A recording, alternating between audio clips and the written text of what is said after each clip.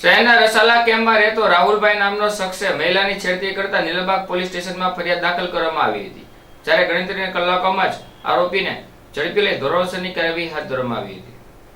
ભાવનગર શહેરના રસાલા કેમ્પમાં રહેતા રાહુલભાઈ લક્ષ્મણભાઈ ધનવાણીને એક મહિલાની છેડતી કરી હતી, જે મહિલાએ નીલમબાગ પોલીસ સ્ટેશનમાં ફરિયાદ દાખલ કરાતા પોલીસે રાહુલભાઈ લક્ષ્મણભાઈ ધનવાણીની અટકાયત કરી કાયદેસરની કાર્યવાહી હાથ ધરવામાં આવી હતી।